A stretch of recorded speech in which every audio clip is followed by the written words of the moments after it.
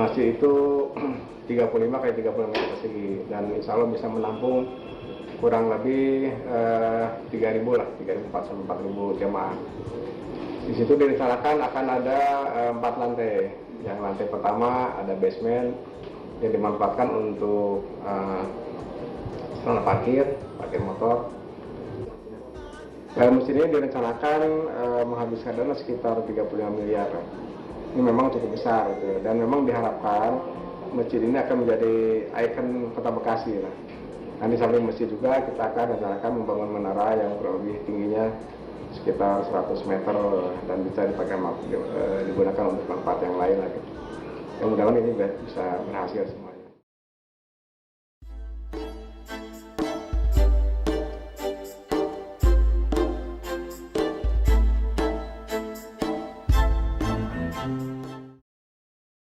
Jadi saya sebagai pelaksana badan pengelola yang tentunya memanage semua aset yayasan itu meliputi pertama gedung fasilitas 1.500 orang, gedung fasilitas 1.000 orang, dan gedung fasilitas untuk 700 orang. Di samping itu juga Yayasan Nurul Islam asetnya termasuk kamar kapasitas untuk bisa menampung 500 orang, termasuk ruang-ruang perkantoran yang ada di Islam Center ini, termasuk yaitu sebagai contoh KPIH, terus kantor-kantor MUI, dan termasuk juga perpustakaan. Itu yang dikelola oleh badan pengelola. Artinya begini, jadi yang ada di Islam Center itu betul apa yang disampaikan. Jadi kita ada semacam ketentuan aturan. Apabila menggunakan fasilitas gedung, itu ada semacam SDP, sumbangan dana pemeliharaan. Kamar juga begitu, termasuk perkantoran juga begitu, semua itu adalah merupakan nanti pendapatan di badan pengelola. Nah, hasil pendapatan itu pun juga akan dimanfaatkan untuk arah perbaikan fasilitas yang ada ini. Antusias dari masyarakat, khususnya Bekasi dan umumnya memang di sekitarnya, itu sangat kalau melihat dalam sisi grafik pemakaian itu cukup bagus. Artinya setiap harinya itu ada kegiatan-kegiatan. Jadi apakah itu memakai fasilitas gedung ataupun kamar-kamar yang kita ini. Jadi istilahnya benar-benar orang Bekasi khususnya umumnya sekitarnya itu sangat antusias sekali dengan adanya untuk pemakaian fasilitas yang ada ini. Jadi perlu saya sampaikan bahwa untuk dana dari SDP tadi kita himpun, ya kalau sudah memang sini kita arah perbaikan fasilitas yang ada, mungkin adanya renovasi atau mungkin pengembangan ruangan dan sebagainya, terus alat-alat yang mungkin tempat tidur rusak dan sebagainya. Nah, arahnya ke sana. Di samping itu juga untuk tentunya gaji karyawan. Nah, karyawan yang ada di sini itu kurang lebih ada 63 orang. Nah, itulah yang untuk pengelolaan fasilitas gedung yang ada di Islam Center ini.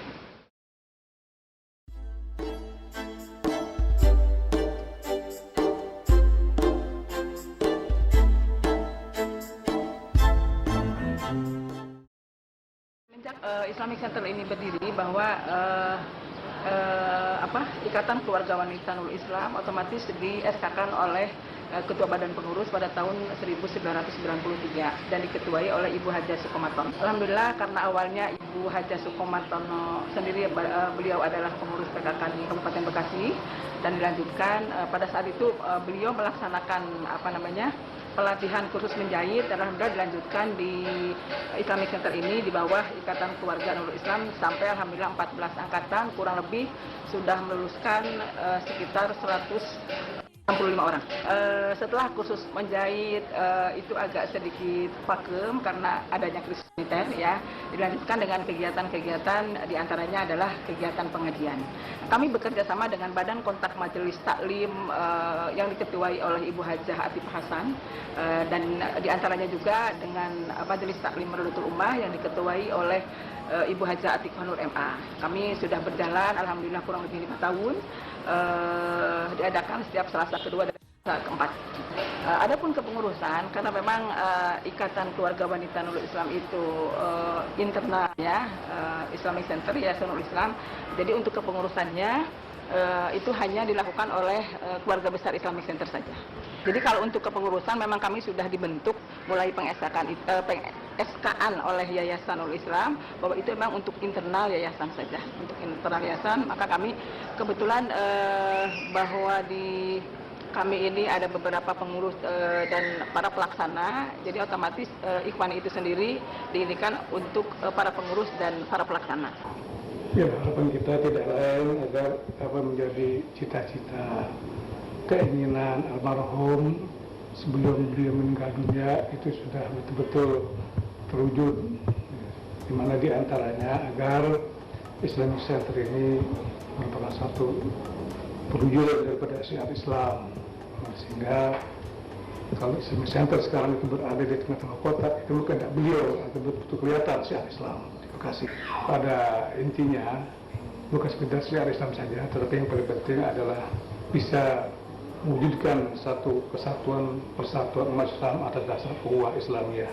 Itu yang paling pokok sekali, sehingga barangkali dari sana akan bisa dikembangkan agar cita-cita daripada agama Islam ini bisa eksis di Bekasi ini, itu bisa dijadikan sebagai pusat untuk pengajian-pengajian.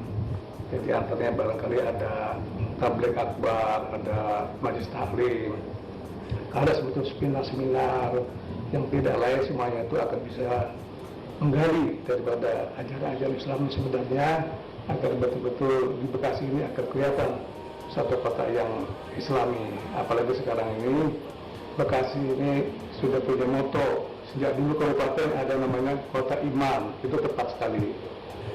Sekalipun iman itu dalam pengertian indah, menyenangkan, aman dan nyaman, tapi saya kira enggak lepas daripada kata-kata iman dalam agama.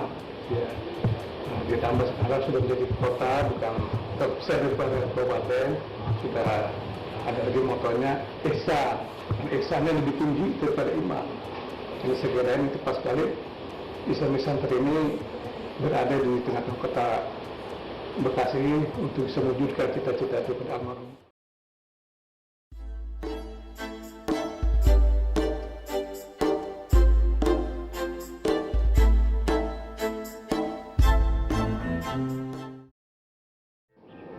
Sengaja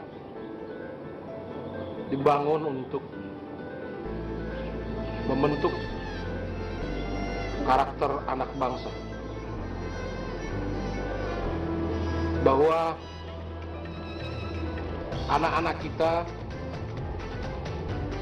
yang hidup di zaman ini adalah anak-anak yang dianugerahkan oleh Allah Subhanahu wa Ta'ala potensi yang luar biasa banyak. Sejalan dengan itu, mereka pun akan hidup kelak dengan tantangan yang luar biasa juga. Oleh karenanya, tugas dunia pendidikan adalah bagaimana menyiapkan mereka untuk menjalani hidup di saat mereka dihadapkan dengan tantangan yang luar biasa dan mereka punya kemampuan untuk bersaing, kemudian mereka unggul dalam menghadapi persaingan tersebut. Disinilah peran penting sentuhan dunia pendidikan.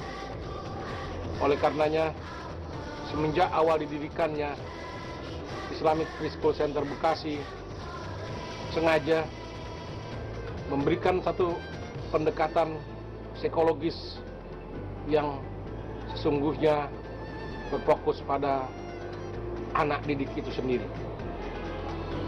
Yang kita harapkan dari pendekatan psikologis ini, setiap keunggulan yang dimiliki oleh anak-anak kita maksimalkan, kita optimalize, kita tumbuh kembangkan, sehingga mereka kelak menjadi anak-anak yang unggul pada zamannya.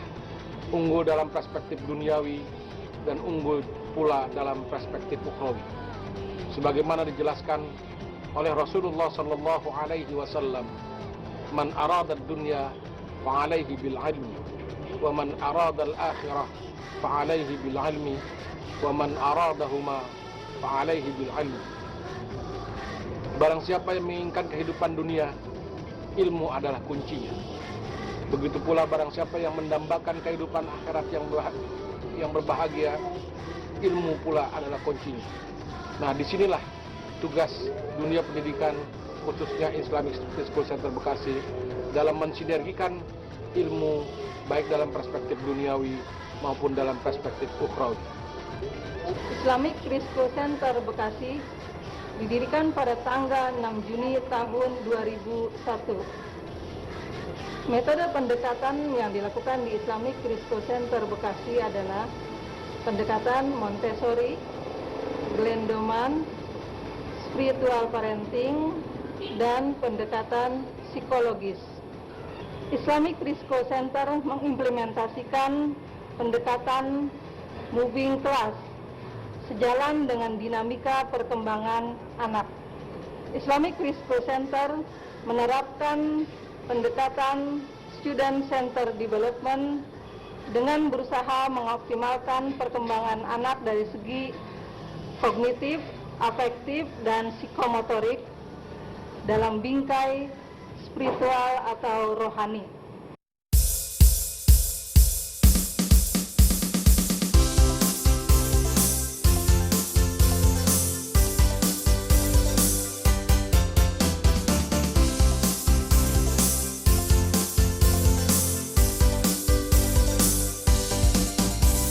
Langit biru, laut pun biru, layang-layang terbang di awan. Jangan ragu dan jangan malu, belajar bersama kawan-kawan. A a a a a, ba ba ba ba ba, ta ta ta ta ta, ta sa sa sa sa. Inilah pantun abatasan. Pohon padi tumbuh di sawah, pohon manggis hijau daunnya. Pagi hari pergi sekolah, anak pandai rajin ibadah. A a a a a, ba ba ba ba ba, ta ta ta ta ta, sa sa sa sa sa. Inilah pantun abatasan. Anak ayam mencari makan, burung nuri terbangnya tinggi. Ayo kawan, baca Al-Quran, kalam suci, firman ilahi. A a a a a, ba ba ba ba ba, ta ta ta ta ta, ta sa sa sa sa. Inilah pantun abatasan.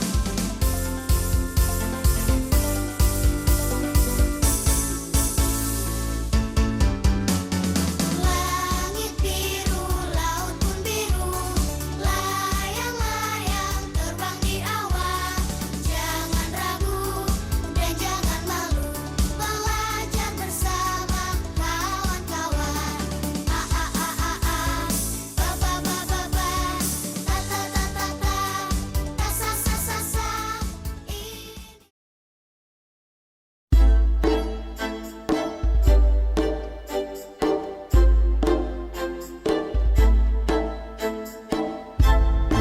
Thank you.